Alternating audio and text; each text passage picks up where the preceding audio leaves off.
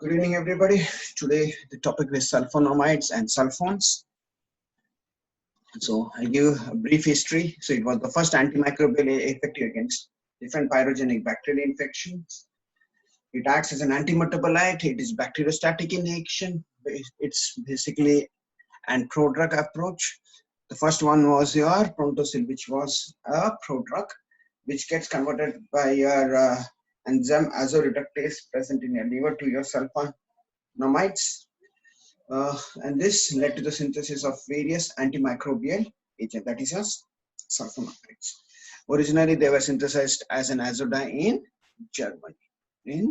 So this is just a brief introduction. So the German bacteriologist and a pathologist, Dr. Gerhard Domack, he was the one who discovered your sulfonamides, for which he got a Nobel Prize for physiology and medicines. Okay, so the Prontosil was your first sulfonamide drug which was discovered, okay, for which he had gotten a Nobel Prize. So Prontosil, as you see, it is an azodine containing an sulfonamide and a diamino linkage. So it is a sulfonamide which is linked to a diamino benzene through a azo linkage. So in the liver, they get hydrolyzed to give your active form, which is your sulfonamide.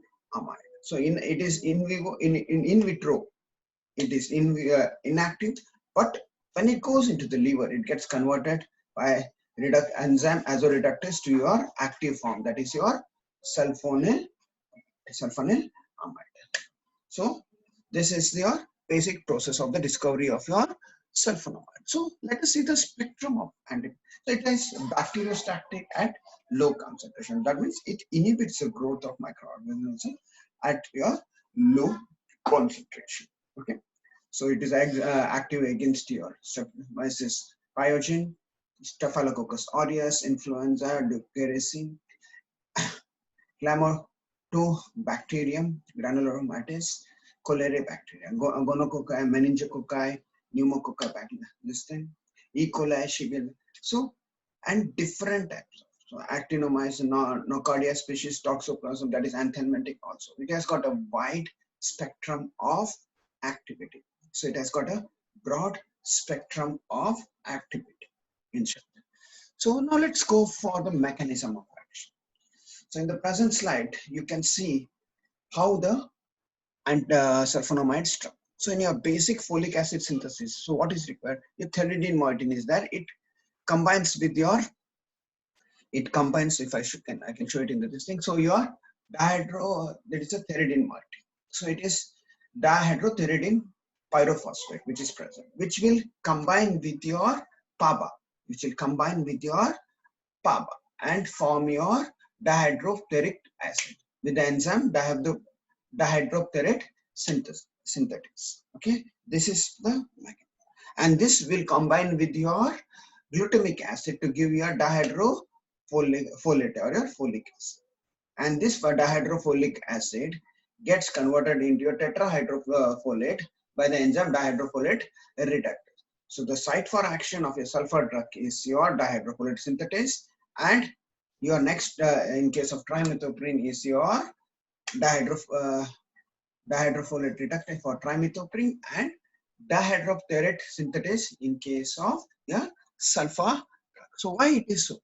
So if you see the para-amino benzoic acid, which is a substrate for your dihydrotheric synthetase, is similar to that of your sulfonamide base. So they have got structural similarity. So instead of your PABA getting introduced in a threonine moiety by your enzyme synthetase, dihydrotheric synthetase, your sulfonamides gets introduced and they combine with your glutamic acid.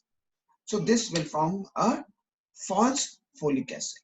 Okay, so this will act as a false substrate for your dihydrofolate reductase, and your further DNA synthesis is blocked because the tetrahydrofluoric acid is used for the synthesis of many nitrogen nucleosides of your DNA. So this is how your sulfonamide structure acts. So in case of bacteria, synthesis of their own folic acid, for which PABA is their constituent. So for the synthesis in your bacterial cells, they require PABA, and it is taken up from the medium. So it takes the PABA from the medium. So it cannot synthesize its own PABA, but it has to obtain from the medium. So when sulfonamides is given, due to the structural analogs of your PABA with that of your sulfonamide with that of your PABA, this inhibit your bacterial folate synthesis and formation of folic acid gets inhibited. Your formation of folate gets inhibited, which is a major source for your DNA synthesis in your bacterial cells. Sulfonamides competitively inhibit the PABA with pyridine residue to form a dihydrotherapeutic acid, which conjugates with your glutamic acid to produce a dihydrofolic acid. So this particular once sulfonamides enters, so it will conjugate with your glutamic acid, and this sulfonamides altered folate are dangerous for your bacteria, which leads to your death, bacterial. So now this is your basic mechanism of action. So they act as a false target for your enzyme dihydropterate synthetase, and this will lead to your blockage of your synthesis of your tetrahydrofolic acid, which is necessary for your DNA synthesis in your bacterial cells. Okay. Now sulfonamides will affect. So there is a question that comes. Sulfonamides will affect the human folic acid synthesis. That is an important question that has to be answered. So human cells also require folic acid, but they utilize preformed folic acid supplied in the diet and are unaffected by your sulfonamide. So humans have got ability to use the folic acid from the diet, whereas the microorganisms have to synthesize their own. So that's the reason why. The sulfonamides basically don't affect the host mechanism, but it only affects the microorganisms. It only affects the microorganism. It only affects the micro, not your cell. So this is your basic mechanism of action of your sulfonamides. This is a structure similar to how the sulfonamides act. So instead of, you see over here, instead of PABA, your sulfonamide gets introduced and they act as a false target for your dihydropterate synthetase. So your and once your sulfonamides gets introduced and this glutamic acid, next thing is this will act as a false target for dihydrofolic reductase enzymes, and thus this will inhibit your folic acid synthesis, which will inhibit your DNA formation in your bacterial cells. So this is a basic mechanism of action. But over the years, it has been found that these sulfonamides have gained resistance to these microorganisms have started gaining resistance against this particular sulfonamides. Most of them, as mentioned in the slide, most of your microorganisms are capable of developing resistance to the sulfonamide. So what is the reason why the microorganisms are attaining resistance to this particular sulfonamides? So this might be due to the mutation, basically mutation in your bacteria, and these are transferred and by transfer of the resistance by the plasmid. So these mutations are then transferred to the next generation. So this is how your first mechanism. So there are some other causes. There will be other causes for generation or acquiring the resistance. First, the microorganism, this mutant, resistant mutant microorganism which are there, they can produce increased amount of their PABA on their own. So they got an ability to produce PABA on their own. Or the microorganism folate enzyme have low affinity for the sulfonamide. So this synthetase enzyme, the diopteryl synthetase enzyme, which is necessary for your coupling, will have the less affinity for your sulfonamides. It will have less affinity for your sulfonamide, or adopt a alternate pathway for your folate metabolism. So for your synthesis of your folate, they will adapt another mechanism.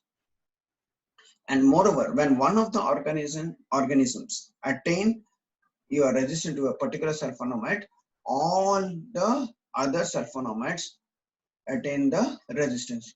No cross resistance, that is resistance limited. So they can, so it is resistance to, this leads to a resistance to all sulfonamides. Okay, now let's go for the pharmacokinetics. It's also very important. So sulfonamides are usually not given topically because of the risk of sensitization and allergic reaction. So they're not given topically because of the risk of sensitization of it. So most of the first thing that a doctor asks a patient is whether whether he has got any allergic reaction to sulfur drugs. So this is also an example of sulfur drugs because it contains sulfur in your sulfonamides. So that's why doctors ask for your sensitivity or allergic reaction to the sulfur drugs. They are readily absorbed in your GIT and can reach maximum concentration in 4 to 6 hours. They can cross placental barrier as well as blood-brain barrier and available free in your inflammatory site. So because of their better penetration and they are much available at the inflammatory sites. They are metabolized in the liver as acetyl. Remember, this is very important. So they get metabolized as an acetyl derivative in your liver. They are excreted by the kidney through your glomerular filtration. It is excreted through your kidney through glomerular filtration. And metabolites are insoluble in urea. So this might lead to your crystal urea. So this is the one major problem that has to be taken care. So crystal urea formation, which I'll be explaining later in the slides. Okay, it has got ability to bind to the plasma proteins. Because moreover, it has got free amino groups, so it has ability to bind to your plasma proteins and most of the metabolites, and it's excreted in urine free or as a glucuronide form. So they can excrete it in the free form also and as a glucuronide form. Okay, so this is your pharmacokinetics of your sulfonamide. So let's go for your classification. So there are classification according to the duration of action, whether they are orally absorbed or orally non-absorbed or a topical agent. So these are the various criteria for your classification of your sulfonamides. So short acting means it has got a plasma half-life of around less than 10 or between 6 to 9 hours. Example are sulfadiazine, sulfacetin, sulfametazole, sulfaisoxazole. So these are the example for short acting. Intermediate acting is sulfamethoxazole, sulfamazole. So they have got an intermediate half-life that is between 10 to 24 hours. Whereas long acting is they have got a greater plasma half-life, means long acting. So they have got a long half-life. Sulfur dioxide and sulfamethopyrazine. So these are the examples of a long acting. Next is orally non-absorbable agent. Orally non-absorbed, so they cannot be taken orally. They are only for local antibacterial in your. So example, sulfasalazine. So they are not absorbed but in your intestine. So sulfasalazine and olasalazine. Other which are used for topical agent, silver sulfadiene, sulfacetamide and mephenide. So these are the classification of your sulfonamides. These are the classification of your sulfonamide according to the duration of action and their oral absorbability and routes of administration. It's the same thing in a dated form: short acting, intermediate acting, long acting. These are the classification of your sulfonamides. Now, according to the therapeutic use, So, for topically applied sulfonamides, for eye infection, you get sulfacetamide. For eye infection, it is sulfacetamide. For your skin infection, you got silver sulfadiazine and mephenide, which are given for your skin infection. For GIT infection, it is succinyl sulfathiazole, thallyl sulfathiazole, and sulfaguanidine. It's sulfaguanidine. Meningitis means for your infection in your brain, you use, that is meningitis, use sulfadiazine, sulfadiamidine are used. For urinary tract infection, you can use sulfoxazole and sulfamethopyrazine. For respiratory tract infection, you can use sulfaphenazine and cotrimazole. For leprosy dapsone and solapsone. And drugs for bowel disinfection, it is sulfasalazine and thiazole, sulfathiazole. For malaria, you can give combination of your sulfadiazine and pyrimethamine. And nocardiosis, it is sulfadiazine and sulfoxazole. So this is a classification according to your therapeutic use. This is the classification according to your therapeutic use. So now let's go for the classification based on chemistry. So what does, if you see in the structure, you see in the following structure. So it has got an sulfonamide group and an amino at the 1 and 4 position. So it has got an sulfonamide SO2 NH2 group at one position, and exactly at the para position it has got an NH2 group in an aromatic benzene ring. So this is your basic group. So the sulfonamide nitrogen is given one number and the NH2 in the para position is given the N4 to remember. Okay, so basically this has to be remembered.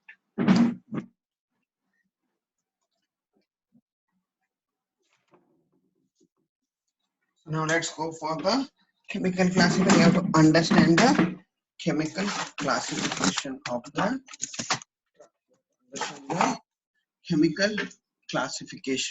drug. So based on chemical class, it is N4 substituted sulfonamides. What do you mean by N4? Your nitrogen at the amino group at the 4th position is substituted. Example is frontosyl di and sulfaconate. So example is frontosyl di and sulfur di. The next example is the N1 substituted sulfonamide. Example sulfadiazine, sulfoacetamide, sulfadiamidine. And both N1 and N4 substituted is succinyl, sulfamethoxazole, thiazole, sulfonamide, and non-aniline sulfonamides. This is mephenide. So this is the chemical classification. And if you see the structure over here, so this all sulfacetamide and all, sulfanilamide and all. So in this case, the R1, that is your nitrogen at the first position, if it contains H, now substitution, it is known as sulfanilamide. If it contains a pyridine group, you just see a small dash, that is a point of attachment to your sulfonamide ring. So if it is in case of sulfapyridine, it is attached at the second position. In case of sulfathiazole, it contains a thiazole ring, and the point of attachment is between your sulfur and your nitrogen. If you see the point of it. In case of sulfadiazine, it is containing a pyrimidine ring which is attached at the second position to your sulfonamide. In case of sulfamerazine, it is 4-methylpyrimidine. So it is 1, 2, 3. At the 4th position, there is a methyl substitution, and the point of attachment is at the second position to your sulfonamide. So if you see a small dash over there, that is the point of attachment to your sulfonamide linkage. Okay, sulfamethazine is nothing but your 4,6-dimethyl diazine, 4,6-dimethyl pyrimidine ring, which is attached to your sulfonamide. And the last one which is written is your sulfagonidine. So it contains a gonidine type of linkage. NH is connected to your gonidine. Okay, so this is the C and double bond C, NH2, NH2. So it is linked to a gonidine type of linkage. So what is this gonidine? So the structure of sulfagonidine will be like this. If you see sulfonamide NH2, SO2, N double bond C, NH2, NH2. Okay, this is the structure of sulfagonidine. Okay.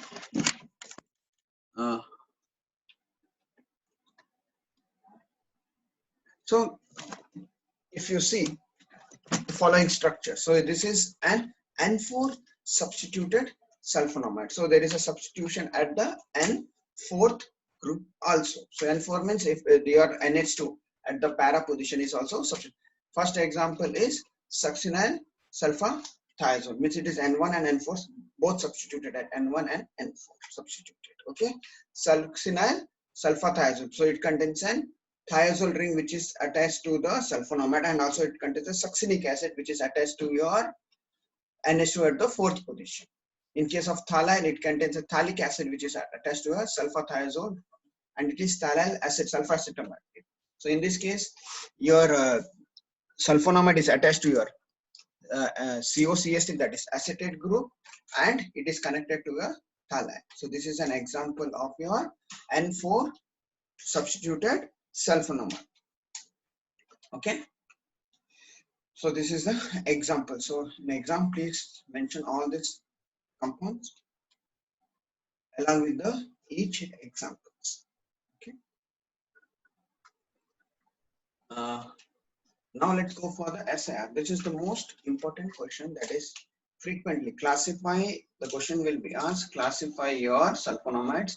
Write a note on SAR of your sulfonamides. Write a note on SAR of your sulfonamide. So this is the most important topic in your sulfonamide. So you have to look deep into the see this properly.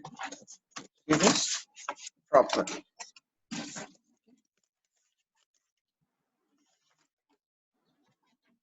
Okay. So now if you see the structure, it contains an SO2 NHR, means R substituted sulfonamide at the first position, and it has an unsubstituted or NH2 at the fourth position. So this 1 and 4 position is very much important. The sulfonamide, the distance between amino group and sulfonamide group should be 1 and 4. If there is any change in the substitution in the position, this leads to inactivation of your compound.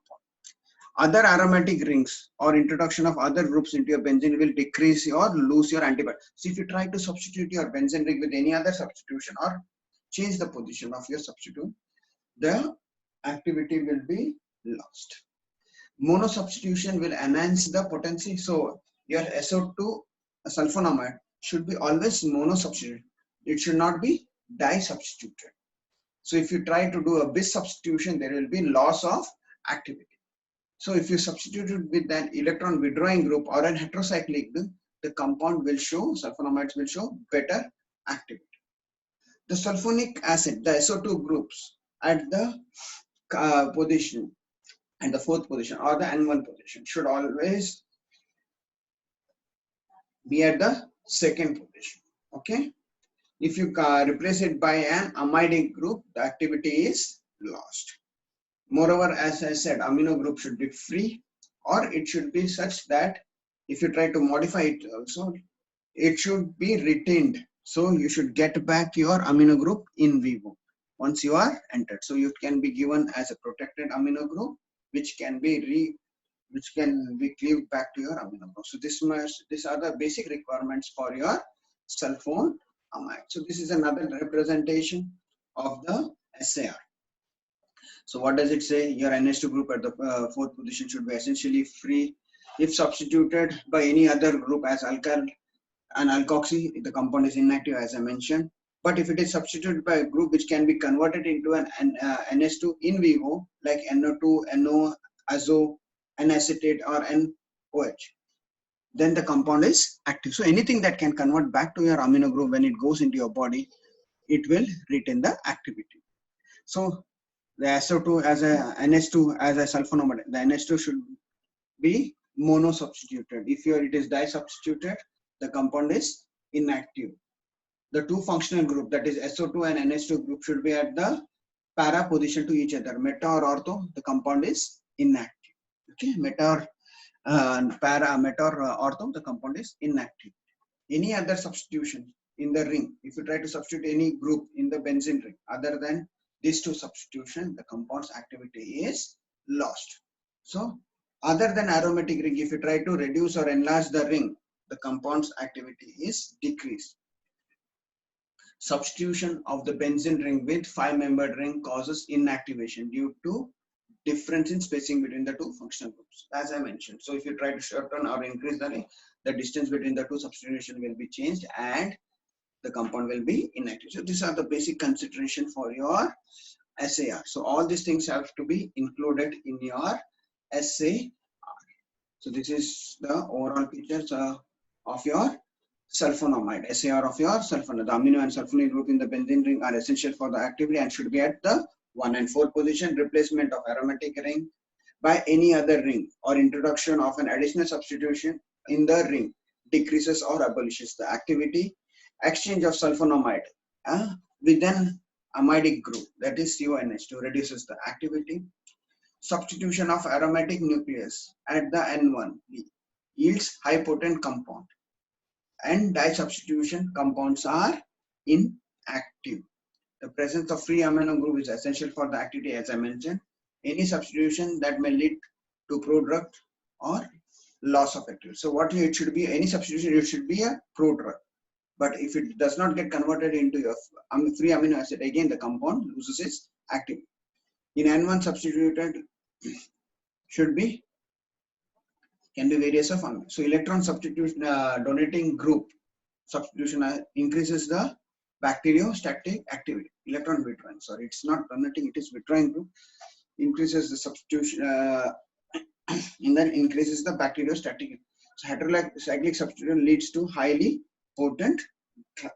Okay, these are some of the examples of your sulfonamide. Sulfapyridine is nothing but your sulfonamide, which is connected to your pyridine moiety. Sulfadiazine means it contains a pyrimidine moiety with the substitution at the second position. Sulfoxazole means it contains an oxazole group with 2-methyl in the oxazole, isoxazole. So what is isoxazole? It contains oxygen and nitrogen at 1,2 position in a 5-membered heterocyclic and containing a methyl group. So sulfoisoxazole contains 3,4-dimethyl isoxazole ring, which is connected to your sulfonamide at the 1, 2, 3, 4 at the 5th position. Okay, sulfamethoxazole is nothing but it is sulfamethoxazole. So it is also contains an isoxazole containing only a single methyl group.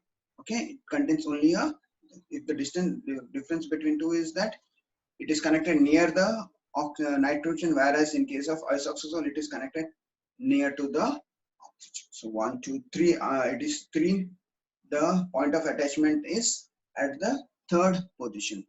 Okay, whereas in case of isoxazole it is at the 5th position. So this is the difference, and it is monomethylated, and whereas in case of sulfoisoxazole it is a dimethylated. Next example is sulfasalazine. So it contains an sulfapyridine which is connected to an para-amino-salicylic acid by an azo linkage. By an azo link, there is an azo linkage, that is N double bond N linkage between your para-amino-salicylic acid and a sulfapyridine. So this is sulfasalazine. Now let's go for the short acting example. Is sulfoisoxazole. As I explained, it contains methyl substitution. Sulfamethoxazole means it contains an monomethyl, and the point of attachment is 3, whereas in case of isoxazole it is 5. Sulfamerazine. What is sulfamerazine over here? It is a dimethyl. It is a 4,6-dimethyl pyrimidine, which is attached to your sulfonamide. Sulfadiazine, nothing. It is a pyrimidine ring which is attached to your sulfonamide. So these are the example of short-acting sulfonamide. So now let's go begin to orally observable agent sulfonamides. Example are sulfoisoxazole, sulfamethoxazole. They are short to medium acting agents. They are mostly used for the treatment of urinary tract infection. The dosage is 1 gram, so 4 times daily, or 1 gram of sulfonamide 2 to 3 times a day. This is your dosage regimes of your sulfoisoxazole and sulfamethoxazole. Sulfadiazine, that is, it contains a pyrimidine ring attached to a sulfonamide.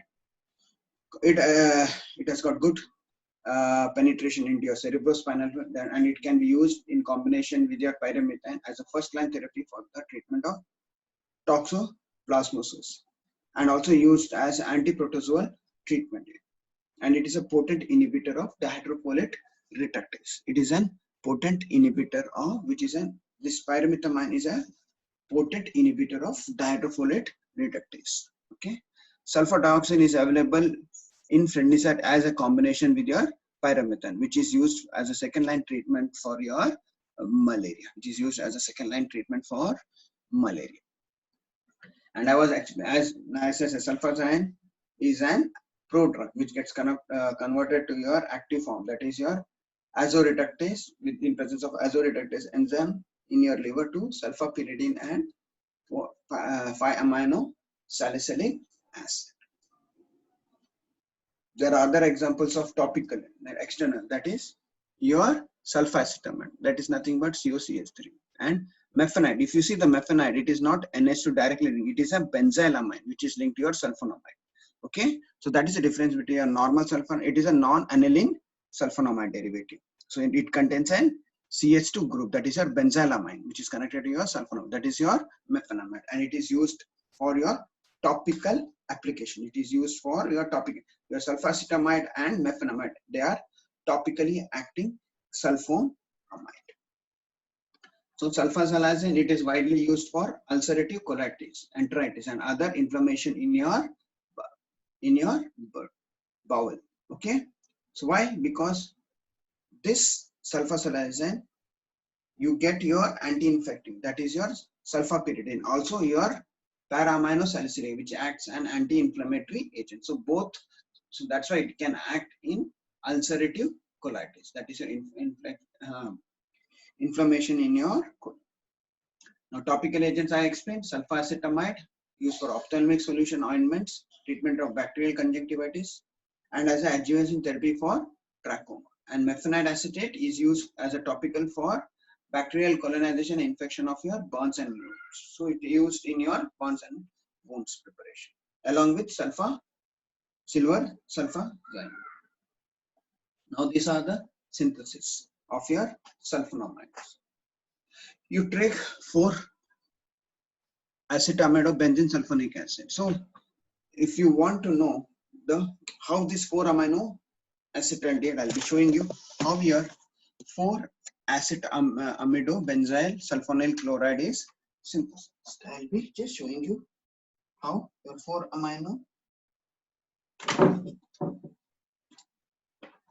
4-acetamidobenzene sulfonamide is. So you start with what? Acid anilide. You start with acid anilide. Okay, that is an aniline which contains an acetamide. Then this you treat it with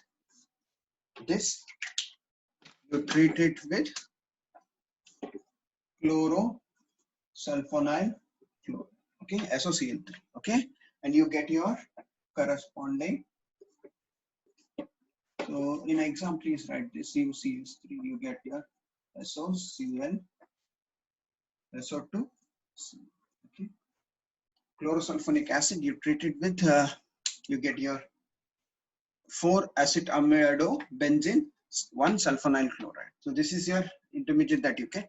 This you treat it with your various amino pyridine. So it is sulfadiazine, it is not 2-amino, it is 2-amino pyrimidine. It is 2-amino pyrimidine. Just make the correction.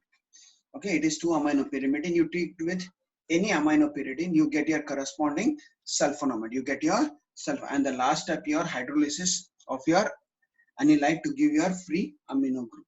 That is your sulfadiazine. That's your sulfadiazine. This is the basic principle for the synthesis of your sulfadiazine. Now, sulfasalazine. So what does sulfasalazine contain?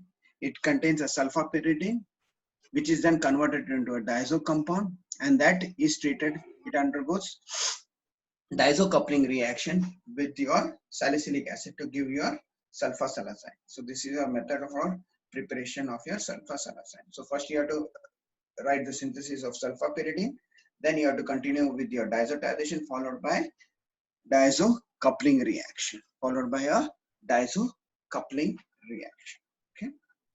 So now the most important part of this thing, which is also asked in your exam, what is the role of pK in design of your sulfonamides? What is this crystal urea? So it has been observed that this sulfonamides, and it is acetylated metabolite. Okay, These are sparingly soluble in water, and these are excreted in urine. So this leads to your precipitation in your kidney, and this leads to your formation of your crystal urea.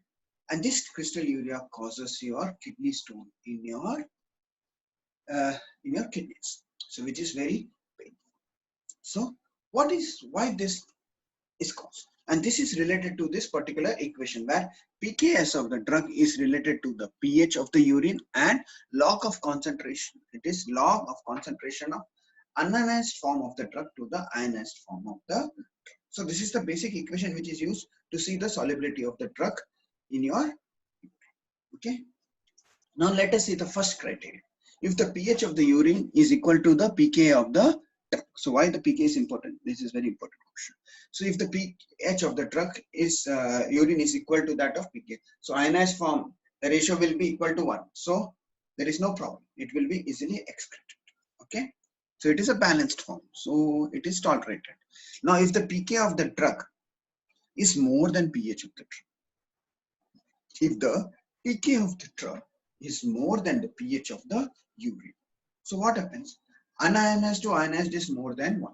The ratio of unionized drug to the ionized drug is more. So more of unionized drug is, so when the drug is in more unionized form, its solubility will be low. So whenever the drug is in more unionized form, so this ratio will be more than 1 when it is in. So when the ratio is more than 1, the solubility of the drug is reduced, and this leads to your precipitation. Now what is the next criteria? If the pK of the drug is less than the urine, so unionized form to the ionized form, so it will be more in your, it will be less than 1, the ratio will be less than 1. So more of them will be in a ionized form, and the solubility of the drug will be increased, and it can be excreted out easily. Now as you see, this is the 3 criteria which is observed as per the pK. So now what is the pH of the urine? The pH of the urine is above, almost above, and the pK of the sulfonamide prototype, normal sulfonamide SO2NH2, that is here, it is around 10.4. So what does it criteria? It fulfills the second criteria where the pK of the drug is more than that of your. So what will happen? The drug will be more in your unionized form. So if the drug is in more unionized form, what happens? The solubility of the drug in the urine is reduced. So there will be so the drug will be in unionized form in the urine. So this will decrease the solubility of the drug, and when the solubility of the drug is less in the urine, so it will precipitate out, and this will lead to your crystal urea, and this will lead to your crystal urea. So this is a problem. So it has to be tackled. This is a problem which has to be tackled. So let us see with an example. So let us take an example. Your pK of your sulfur isoxazole is around 5. So whether it will read, so if we take this drug, whether there is a risk of crystal urea or not. Okay, now let's put it in the equation. So what did it say? pK is 5, 7, ionized. So your log of unionized drug to ionized drug is -2. So ionized drug, the ratio of ionized drug to your unionized drug to your ionized drug is 1:10. So from this you can come to know that most of the drug will be in the ionized form. Yes, because the concentration of drug in the ionized form will be, so when you convert this log into antilog, you get this particular value. Okay, so from this equation, it shows that from the values which you get from this equation by putting the values, you can that most of the drug is in ionized form. So when the drug is more in ionized form, it is more soluble in your urine. So there is a reduced risk of crystal urea. There is a reduced risk of. So whenever you're trying to design a sulfonamide, you should see that the particular drug has got an pK which is less than that of your urine, pH of your urine. And sulfonamides being in amphiteric in both amphiteric. Why? Because it got amino group and sulfonamide group. So your unionized form is your NH2SO2, and in your basic, if it goes to your in your basic medium, your acidic NH will be removed because it is attached to your sulfonamide and electron medium, so it will be easily removed. Okay. in acidic medium, it gets converted into your ionized form. Okay, so this is your ionized form and this is your unionized. So when we make the urine alkaline, so what from this above equation, what you say is that when you make your urine alkaline, so when you increase the pH of your urine by using an alkalizing agent. So what by you putting an alkalizing agent, which will make the urine pH around basic. So this will increase the solubility by increasing the ionization. If you see in the basic condition, it will be in an ionized form, and this will increase the solubility of the drug of sulfur. This is how you can tackle your formation of your crystal by increasing the basicity of your urine by giving alkalizing agent. So how to solve this problem of your sulfonamides crystal urea formation? You have to drink lot of water. So if you drink lot of water, there is increase in urine flow and increases your agglomeration filtration rate. So this can be removed. So that is the first method. So you have to drink lot of water when you are taking sulfur. What is the second? You have to take a combination therapy. That is triple therapy using a mixed sulfonamide, 3 sulfonamides, okay, drugs. That is sulfadiazine, sulfasalazine, and sulfur.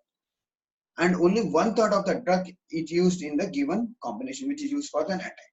This reduces the solubility of the product, and there is no precipitation. So very less amount of is required for solubility, and amount is so this will not precipitate at all.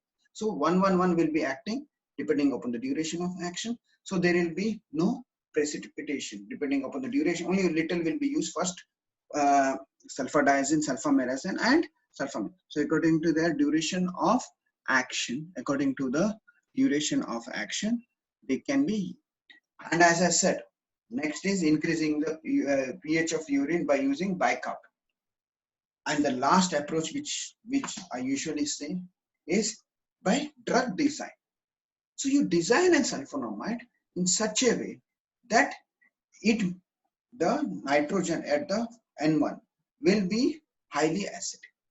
So it contains an electron withdrawing group, so that if it contains an electron withdrawing group attached to the nitrogen sulfonamide, so it will reduce the electron density in the nitrogen, so that can be easily NH2 proton can be NH proton can be easily removed, and it will be in an ionized form. So if you contain an electron withdrawing group and heterocyclic or an acyl group attached to your sulfonamide, so this will increases the pK of the drug, which will increase the pK of the drug, which will come around from the 10 pH of basic sulfonamide to around 6 to 7, which is in and around near to that of your pH of your urine. So this will help in ionization of the drug.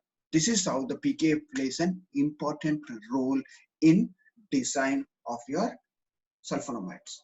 This is very important from your examination point of view. Frequently this question has been asked in the exam. What is the role of pK in design of your sulfonamides, and how does it prevent crystal urea formation? So you have to explain the U. Okay.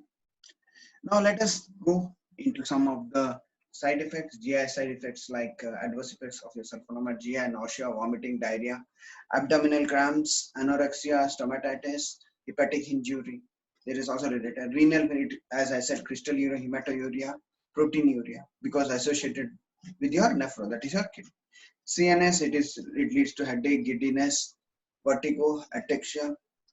Then convulsions, depression-related drugs are also absorbed in this case. Hema means it leads to bone marrow depression. This leads to reduced effect on the cells of your bone marrow. So bone marrow is related to your RBC secretion. Dermatologically, it causes rashes, photosensitivity, and hypersensitivity reaction.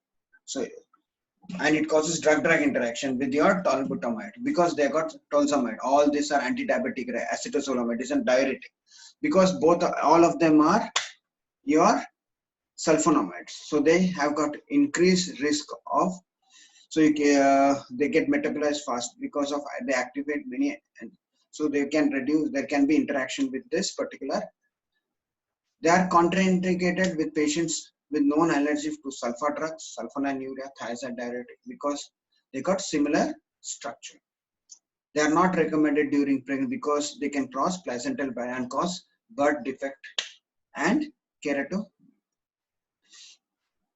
Then lactating mothers also should not take because of the potential of craniotomy, diarrhea and rashes in your newborn. So basically you have to take all these precautions when you're on your sulfonamides. All these things have to be considered. So you should not prescribe this to lactating as well as pregnant ladies. Now that completes your sulfonamides. Now let's go for your trimethoprim. So what is trimethoprim? So what is trimethoprim? It's a bacteriostatic antibiotic used mainly for the prevention and treatment of urinary tract infection. It belongs to the class of chemotherapy agent known as dihydrofolate reductase. Exam, this thing is asked. Write a note on dihydrofolate reductase enzyme. So you can write it on your trimethoprim. And trimethoprim always given in, it is mostly given in combination with your sulfonamides, that is sulfamethoxazole, used in combination. So what is the trimethoprim structure? So you can bifurcate the structure into two forms. The upper one that you see is an diaminopyrimidine derivative. It is a 2,4-diaminopyrimidine which is connected to your trimethoxybenzene by a methylene linkage, which is connected to 3,4,5 trimethoxybenzene group.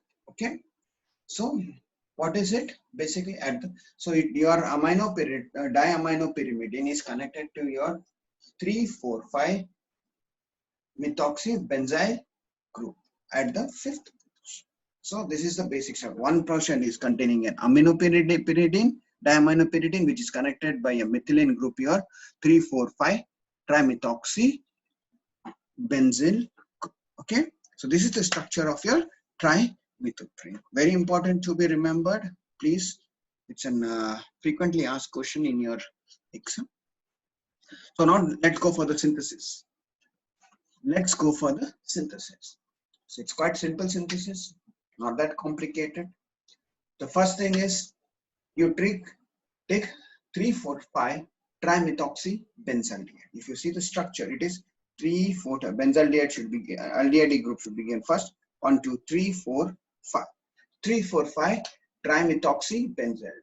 You treat it with 3-methoxypropiononitrate. So 3-methoxypropiononitrate. You treat it with 3-methoxypropiononitrate.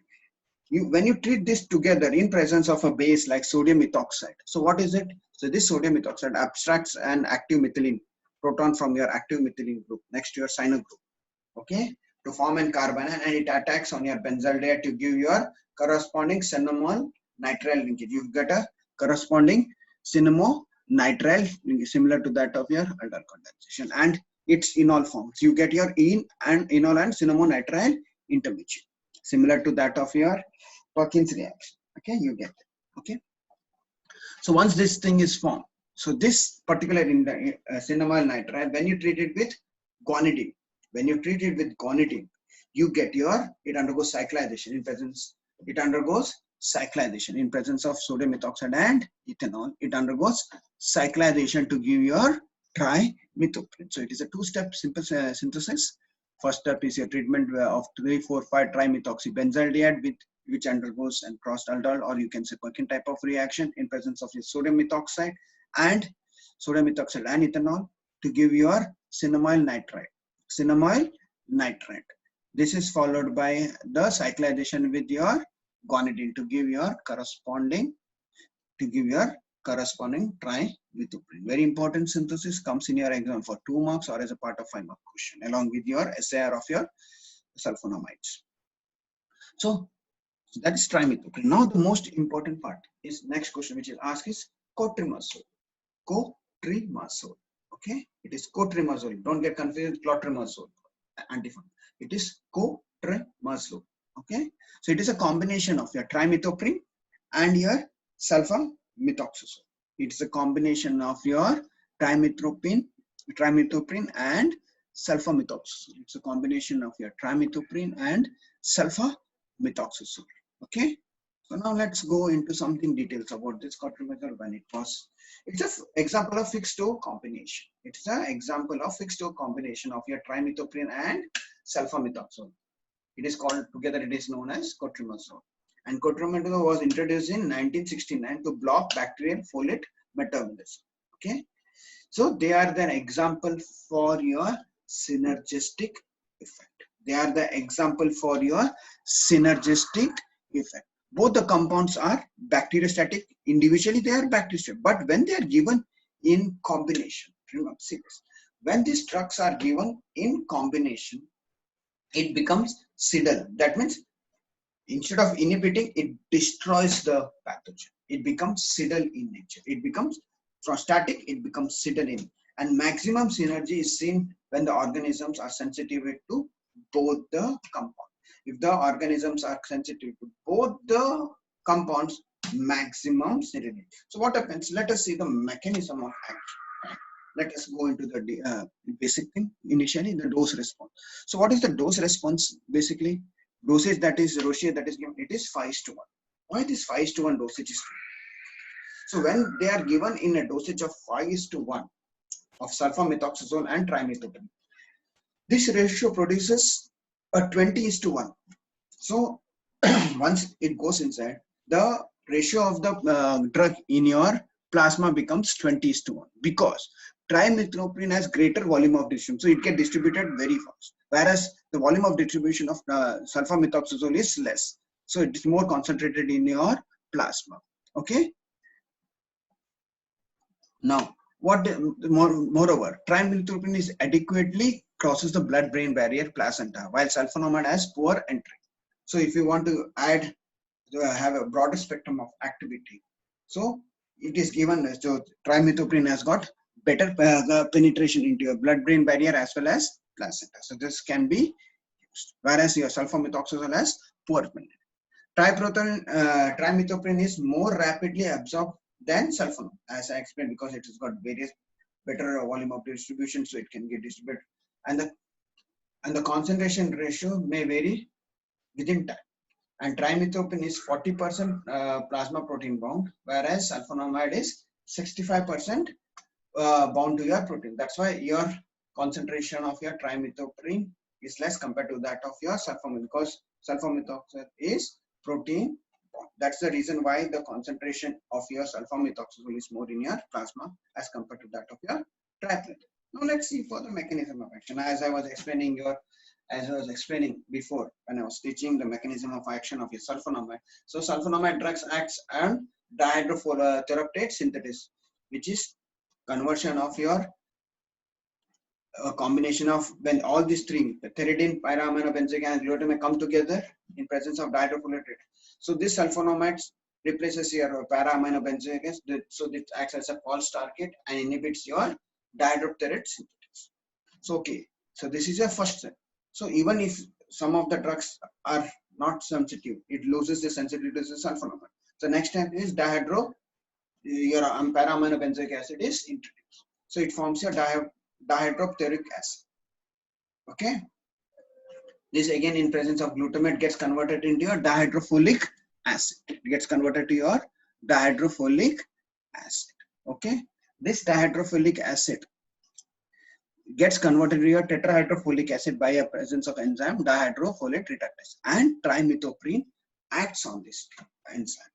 So even if it does not get affected by a sulfonamide, the next step, trimethoprim acts the conversion of your dihydrofolate into this folic acid to your tetra by acting on an enzyme dihydrofolate reductase. So sulfamethoxazole was seen to be selected for combining with, because both, why these drugs were given in combination? Because they got nearly the same half-life. Same half-life means they attain the concentration at the same. Optimal synergy in case of most organism was exhibited at concentration ratio of 20:1 in the MS. So when it went to your plasma, it attained the ratio of this means 20:1, and the MIC of each compound was reduced by 3 to. So what happens when they are given in this particular combination? Okay, so it reduced the dosage of the drug. It reduced the dosage of the drug, individual. That's why they were given in this particular combination. Spectrum, it actually bactericide, it is against most of the resistance, maybe at because of the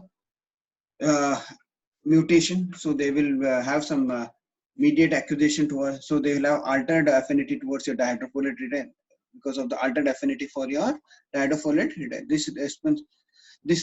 But the combination reduced the response over 20% of the original sensitive. So this is one of the reasons that they might have result mutation is the main cause. Users used in urinary tract infection, respiratory tract infection, typhoid, bacterial diarrhea, dysentery, pneumonia, and sexually candroid, that is a sexually transmitted disease. So these are the uses of your cotrimazole. Adverse effect: megaloblastic anemia, blood dyskeriosis occurs. Caution: it should not be given to pregnant, elderly women with bone marrow, elderly people with bone marrow depletion, patient with renal failure should not be given this, and renal impairment should not be given this medicines. Okay. So dosage of cotrimazole, it is 20 mg of trimethoprim and 100 mg of your sulfamethoxazole. So this is your combination for pediatric. This is basically asked what is the dosage combination in case of your cotrimazole. And in case of adult, it is 160 mg of trimethoprim and 800 mg of your sulfamethoxazole for adults. And it is given BID, that is twice a day. This is the combination. So now let's go for your sulfone. So what are the sulfone? These are also similar activity similar to that of your sulfonamide. They got mechanism of action similar to that of your sulfonamides. They are basically antibacterial in agent. They are basically used for the treatment of malaria, rickettsial infection, and also used for the treatment of your leprosy. And dapsone is one of the most frequent use. So in an exam, the question comes, write the structure and uses of your dapsone. So it's an example of a sulfone antibiotic which is used for the treatment of leprosy, and also it can be used for the treatment of malaria and rickettsial infection. Okay. So this is a structure. So what is a structure? It is nothing but 2,4-amino benzene group which is attached to each other by a sulfonyl group. So your 2,4-amino benzene group is linked to each other by a sulfonyl group. Okay, this is your structure of your dapsone. This is the structure of your.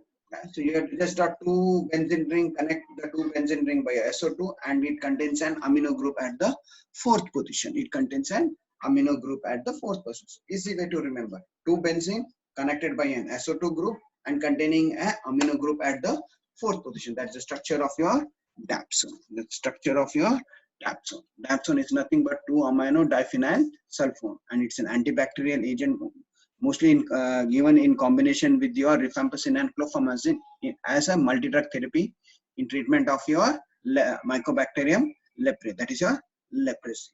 And it is also given as a second-line treatment for prophylaxis, prevention against pneumocystis pneumonia caused by pneumocystis jirovecii in HIV patients with CD4 counts below 200 millimeter. Mode of action, it is similar to that of your sulfonamide. It inhibits your dihydroxypyridine synthetase. That is your mechanism of action. Now the synthesis, this is also asked for 2 marks. So first step is your oxidize. You take your dinitrophenyl sulfide. You oxidize it to your sulfone using potassium dichromate, glacial acetic, and sulfuric acid. So first is oxidation of your dinitrophenyl sulfide. You take your dinitrophenyl sulfide, you oxidize it to your sulfone using an potassium dichromate, glacial acetic, and sulfuric acid. Then the nitro group present in your sulfone is reduced to its amino group by treatment with tin HCl. In presence of to form the salt, and the free base are formed by treatment with alkali. So it forms an hydrochloride salt which on treatment with alkali gets converted into your free base. So this is your synthesis of your dapsone, which is also asked in your exam. It is used in combination with the pyrimethamine in the treatment of your malaria. It is also, as I said before, in combination with rifampicin and chlorphomazine in the multi-drug treatment of Mycobacterium leprae, that is your leprosy infection. So this completes your sulfonamides and sulfon. Very important. There is a sure shot question that comes from this topic. So the questions that will be asked basically are your the classification of SAR, classification of your sulfonamides, and the SAR of your sulfonamide, or any synthesis of any of the drug. Synthesis. Then write a note on dihydrofolate reductase enzyme, enzyme. That is trimethoprim and primethoprim. So it can be used in the treatment of malaria as well as in the sulfonamides, and the combination with the and cotrimazole that comes for 5 marks. Cotrimazole comes for 5 marks along with the synthesis of your trimethoprim. For 2 marks, the question comes is write the structure and uses of your dapsone, or write the synthesis of your dapsone, or any of the synthesis of your sulfonamide. Synthesis of any of the sulfonamide is simple. The only thing you have to know till NHCOCH3 benzene anilide with an SO2Cl gets, you have to take the particular heterocycle with an amino substituent and do the condensation followed by your hydrolysis to give your respective sulfonamide. This is the synthesis of your sulfonamide. This is how you have to remember the structures and synthesis. So individual structures might be asked along with the mechanism of action for 2 marks or for 5 marks. 5 marks is a short question from this particular topic. 5 marks question and a 2 marks question come from this topic.